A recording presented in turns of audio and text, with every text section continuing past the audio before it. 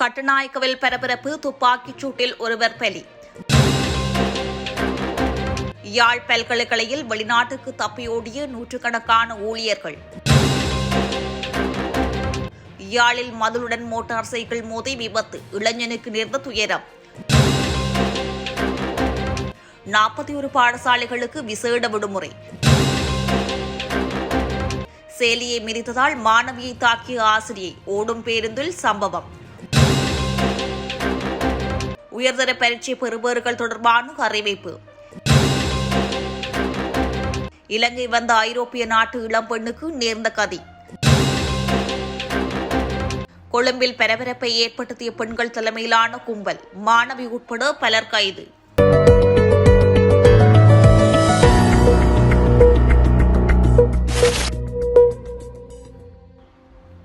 புலமை பரிசில் திட்டங்களுக்காக வெளிநாடு சென்று யாழ்ப்பாண பல்கலைக்கழகத்தின் 80 கல்விசார் ஊழியர்களும் 21 கல்விசாரா ஊழியர்களும் கிட்டத்தட்ட 170 மில்லியன் ரூபாய் மதிப்புள்ள பத்திரங்களை செலுத்த தவறிவிட்டதாக தெரிவிக்கப்பட்டுள்ளது.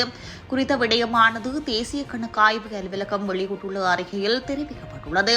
இந்த கல்வி மற்றும் கல்விசாரா குழு உதவித்தொகை திட்டங்களை பூர்த்தி செய்து தொடர்புடைய ஊழியர்கள் அறிக்கை அளிக்கவில்லை என தெரிவிக்கப்பட்டுள்ளது. 1980 மற்றும் 2023 இடையில் ஒப்பந்தங்களை மீறிய அதிகாரிகளிடமிருந்து இந்த பத்திரங்களை மீட்க பல்கலைக்கழகம் சரியான நடவடிக்கை எடுக்கவில்லை என தேசிய கணக்காய்வு அலுவலகம் சுட்டிக்காட்டியுள்ளது.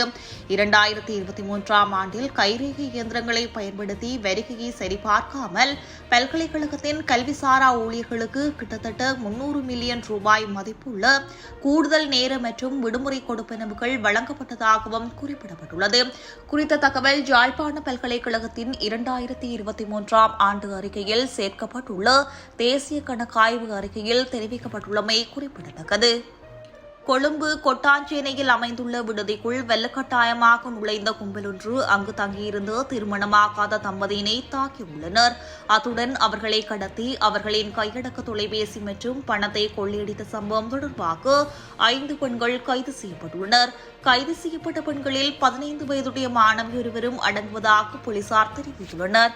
ஏனைய சந்தேக நபர்கள் 33, 52, 54 மற்றும் 25 வயதுடைய பெண்கள் என்றும் அதே பகுதியைச் சேர்ந்தவர்கள் எனவும் போலீசார் தெரிவித்துள்ளனர். போலீஸ் விசாரணைகளின் போது கைது செய்யப்பட்ட சந்தேக நபர்களில் ஒருவர் விடுதியில் தங்கியிருந்து ஆணின் குடும்பத்தின் உறவினர் என்பது உறுதிப்படுத்தப்பட்டுள்ளது. சம்பவம் தொடர்பாக வழங்கப்பட்ட மேலதிக தகவலுக்கு அமைய திருமணத்திற்கு புறம்பான உறவில் ஈடுபட்டுள்ள தம்பதி விடுதியில் தங்கியிருப்பதை அறிந்த பெண்கள் விடுதிக்கு சென்று அவர்களை தாக்கியுள்ளனர். அத்துடன் அவர்களை கடத்திச் சென்று அவர்களிடம் கொள்ளையடித்த பின்னர் விட்டுச் சென்றுள்ளனர்.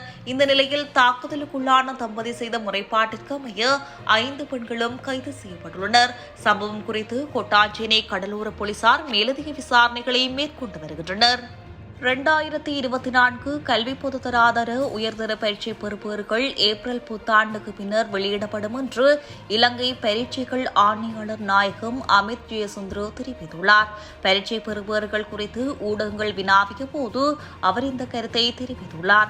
2024 கல்வி பொதுத்தராதர உயர்தர பரீட்சையில் மொத்தம் 3,33,183 மாணவர்கள் பரீட்சை எழுதினர். அவர்களில் 2,53,390 பேர் பாடசாலை மாணவர்கள், 79,793 பேர் தனியார் பரீட்சார்த்திகள். இந்த பரீட்சை 2024 நவம்பர் 25 முதல் டிசம்பர் 31 வரை நாடு முழுவதும் 2,312 பரீட்சை நிலையங்களில் நடைபெற்றதுடன் செயல்முறை பரீட்சையானது கடந்த பிப்ரவரி 8 தொடக்கம் 10ஆம் தேதி வரை நடைபெற்றன. மதுளை எல்லைப்பகுதியில் உள்ள கோட்டலின் குளியலறையில் பெண் ஒருவரின் அந்தரங்க புகைப்படங்களை ரகசியமாக எடுத்த குற்றச்சாட்டின் பேரில் கோட்டல் ஊழியர் கைது செய்யப்பட்டுள்ளார். இந்த சம்பவம் நேற்று முன்தினம் இரவு நடந்ததாக போலீசார் தெரிவித்துள்ளனர். ஸ்வீடன் நாட்டைச் சேர்ந்த 27 வயது பெண் ஒருவர் இலங்கைக்கு சுற்றுலா வந்திருந்த போது யாரோ ஒருவர் தன்னை புகைப்படம் எடுத்ததாக போலீசில் முறைப்பாடு செய்துள்ளார். இந்த முறைப்பாட்டினை அடுத்து எல்லை போலீசார் விசாரணைகளை மேற்கொண்டுள்ளனர். அதற்கமைய பசறை பகுதியை சேர்ந்த கோட்டல் ஊழியர் ஒருவர் கைது செய்யப்பட்டுள்ளார். சந்தேக நபர் குறித்து எல்லை போலீசார் மேலதிக விசாரணைகளை மேற்கொண்டு வருகின்றனர். இதுபோன்ற சம்பவங்கள் வெளிநாட்டு சுற்றுலா பயணிகளின் தனியுரிமையை மீறுவது மட்டுமல்லாமல் இலங்கையின் சுற்றுலாத்துறையையும் பாதிப்பதாக அதிகாரிகள் தெரிவித்துள்ளனர். தனியார் பஸ்ஸில் பயணித்துக் கொண்டிருந்த போது மாணவியின் கிண்ணத்தில் அறைந்து ஆசிரியைக்கு எதிராக போலீசில் முறைப்பாடு செய்யப்பட்டுள்ளது. இந்த சம்பவம் கெட்டன் போலீஸ் பிரிவில் இடம்பெற்றுள்ளது. கெட்டன் கல்வி வலயத்திற்குட்பட்ட பாடசாலை ஒன்றின் ஆசிரியையே மாணவியின் கிண்ணத்தில் பஸ்ஸில் வைத்து திங்கட்கிழமை மாலை டிகோயா பகுதியில் வைத்து அறைந்துள்ளார். சம்பவம் தொடர்பாக தெரிய வருவதாவது, பாடசாலை நிறைவடைந்த பின் கெட்டனில் இருந்து டிகோயா ஊடாக போடைஸ் நோக்கி பயணித்துக் கொண்டிருந்த தனியார் பஸ்ஸில் பாடசாலை மாணவர்கள், ஆசிரியைகள், பொதுமக்கள் என பலரும் பயணித்துக் கொண்டிருந்தனர். அப்போது மாணவியின் கால் ஆசிரியர் ஒருவரின் சாரியில் மிதிப்பட்டுள்ளது. இதனால் ஆத்திரமடைந்த ஆசிரியை பஸ்ஸில் வைத்தே அந்த மாணவியின் கன்னத்தில் அறைந்துள்ளார். அத்துடன் தகாத வார்த்தைகளால் திட்டியுள்ளார். ஆசிரியைக்கு எதிராக கெட்டன் போலீஸ் நிலையத்தில் முறைப்பாடு செய்யப்பட்டுள்ளது. தாக்குதலுக்கு இலக்கான மாணவி டிகோயா கிழங்கன் வைத்தியசாலையில் அனுமதிக்கப்பட்டுள்ளார். முறைப்பாடு தொடர்பில் கெட்டன் போலீசார் விசாரணைகளை மேற்கொண்டு வருகின்றனர்.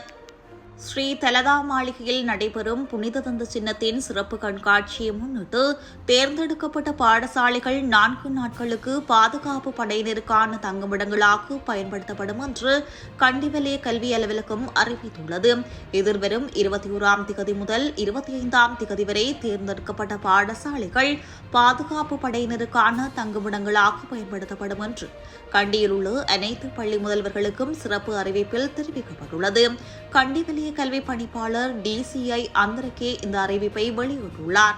அதன்படி கண்டி கல்வி வலயத்தில் உள்ள 41 பாடசாலைகள் இதற்காக பயன்படுத்தப்படும்.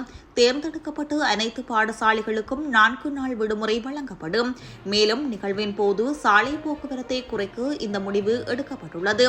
தவறவிட்ட பாடசாலை நாட்களை ஈடு செய்ய பாதிக்கப்பட்ட அனைத்து பள்ளிகளும் ஏப்ரல் 28ஆம் திகதி முதல் 5 வாரங்களுக்குள் ஒரு நாளைக்கு கூடுதலாக 1 மணி நேரம் வகுப்புகளை நடாத்தும். கல்வி நடவடிக்கைகள் தொடர்வதை உறுதி செய்வதற்கு எடுக்கப்பட்ட நடவடிக்கைகள் குறித்து மாகாண வலய கல்வி இயக்குநருக்கு தெரிவிக்குமாறு அதிபர்களுக்கு அறிவுறுத்தப்பட்டுள்ளது.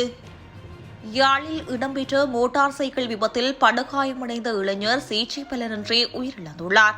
குறித்த விபத்து சம்பவம் மந்திகை மடத்தடி பகுதியில் இடம்பெற்றுள்ளது. விபத்தில் உயிரிழந்தவர் வடமராட்சி அல்வாய் கிழக்கைச் சேர்ந்த பிரபாகரன் பிரணவன் என காவல்துறையினர் தெரிவித்துள்ளனர். உயிரிழந்த இளைஞர் கடந்த சனிக்கிழமை இரவு மோட்டார் சைக்கிளில் பயணித்த போது மந்திகை மடத்தடி பகுதியில் மதுனுடன் மோதி விபத்துக்குள்ளானார். இதில் படுகாயமடைந்த அவர் பருத்துறை ஆதார மருத்துவமனையில் சேர்க்கப்பட்டார். பின்னர் அங்கிருந்து மேலதிக சிகிச்சைகளுக்காக அவர் யாழ்ப்பாணம் போதனா மருத்துவமனையில் சேர்க்கப்பட்ட நிலையில் சிகிச்சை பலனின்றி நேற்று திங்கட்கிழமை காலை உயிரிழந்துள்ளார். கட்டுநாயக்க சேதுவ 18வது போஸ்ட் பகுதியில் துப்பாக்கிச் சூடு சம்பவம் ஒன்று பதிவாகியுள்ளது. அந்த பகுதியில் உள்ள ஒரு கோட்டலுக்கு அருகிலிருந்து துப்பாக்கிச் சூடு மேற்கொள்ளப்பட்டுள்ளது. குறித்த துப்பாக்கிச் சூட்டில் பலத்த காயமடைந்த நபர் நீர்கொழும்பு மருத்துவமனையில் அனுமதிக்கப்பட்ட பின்னர் உயிரிழந்துள்ளதாக தெரிவிக்கப்படுகிறது. உயிரிழந்தவர் சேதுவ பகுதியைச் சேர்ந்து 50 வயதுடையவர் என கூறப்படுகிறது.